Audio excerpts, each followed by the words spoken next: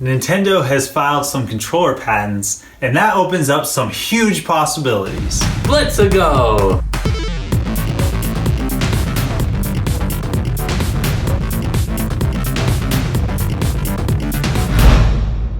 What do you know, Simeon? What do you know? What do you know? We got some pictures of some patents. Yeah. And we're going to pursue to... I don't know. Nintendo's no noob.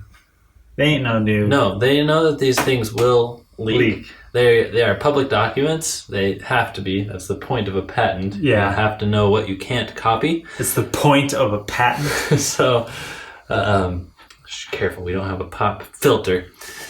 So these drawings are necessarily vague. Nintendo designs them.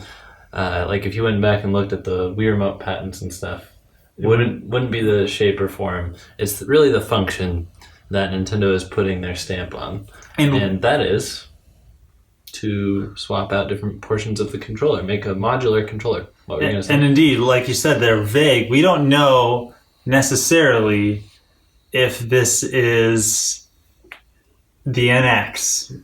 No. We don't know. We just know that they filed this patent. Right. But I think we're going to assume that this is probably the direction that they're going to go in, somewhat. Well, hopefully. It is What If Wednesday. It is. And what if the NX's controller was modular?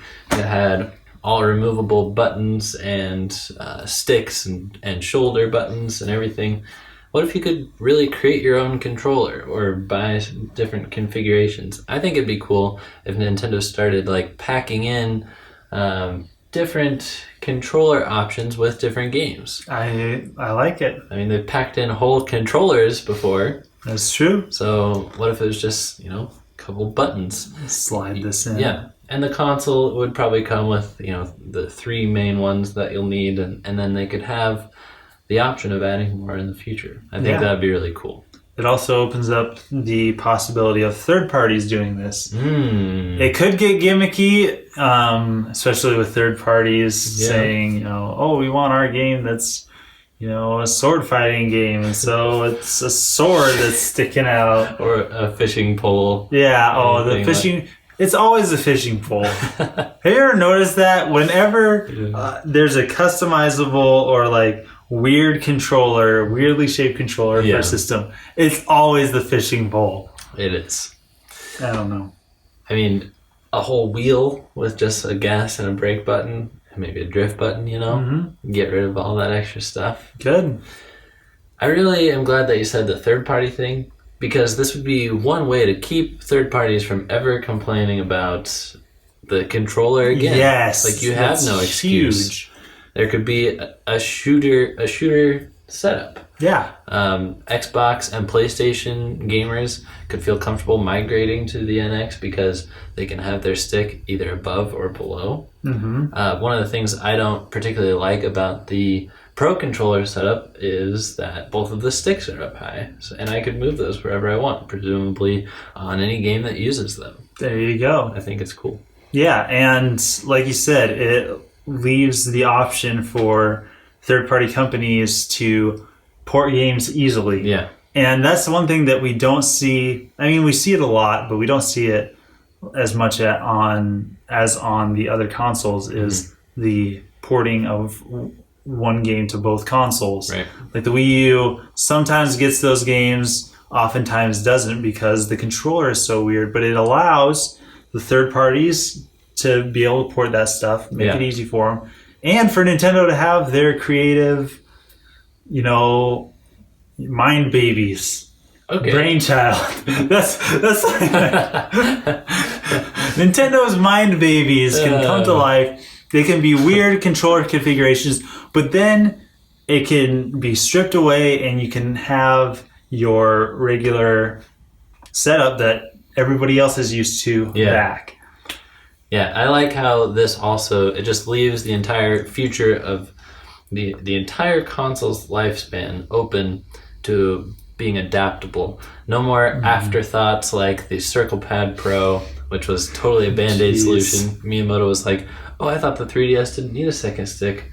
I thought everybody could use motion controls for any of those needs. Oh, Clearly they were wrong, and they had to Miyamoto is so funny. make this giant boat that you set your 3DS in. You hold it, and either the screen is off-centered because this thing is sticking out, or you hold it off-centered so that you're lined up with the screen, which you need to be in if you want to see 3D at all. That's true. Okay, so that was horrible. But I do want to talk about the CirclePad Pro's technology, because that second stick communicated with the console through infrared, and that's what this patent does. Yes. These components, these modules, they communicate with the main system through infrared. So the only danger with that, it's not latency or lag, that's fine, but it's power consumption. The 3DS version of Super Smash Bros. Didn't use the CirclePad Pro, which was a big surprise to everybody. They thought this game would be perfect for the CirclePad Pro. And Sakurai went on record and said that the CirclePad Pro actually uses some of the 3DS's processing power, and it wouldn't have left enough for the game itself in the end. So hopefully this will be a high enough powered console. Hopefully they're what's the word when you do something in advance? They're compensating for it. Giving it some extra power. Extra power is never a bad thing. I sure hope so. And we've had this conversation before about the Wii remote being the first, besides, the occasional exception, like I know certain PlayStation controllers had it to where you could switch the buttons, but the Wii remote was really the first main controller that was built for people to be either right-handed or left-handed. Yes, it was also built to be expandable. Exactly. Had a whole port on it. Right. And so I was thinking, you have told me about going to Smash Bros. Tournaments and people holding the controller upside down because of their thumb preferences, like their thumb strength. What was it? Yeah, it was a Ryu player, and you know how Ryu has these special moves where you can do control stick inputs. And he liked the control stick being in his stronger hand, his right hand.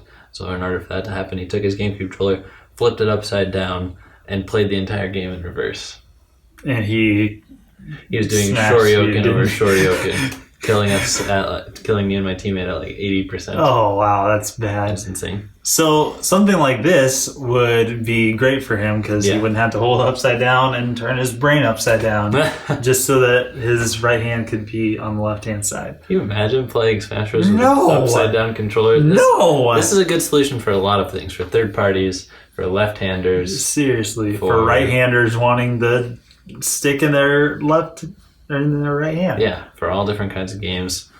I'm excited. If this is the real deal, I'm for it. Yeah, I am too. This is cool. I want to see this. Thanks for watching, and thanks for being part of the crew. Don't forget to comment below if you are excited about this, if you're not excited about this, if you have worries, especially about the infrared technology. Leave your comment below. What would your custom controller look like? Yes, tell us what your custom controller layout would look like. And if they're customizing it this far, I wouldn't be surprised if Nintendo did like a faceplate approach or something. Oh yeah, it could look like anything. Could. See you guys next time. Signing out.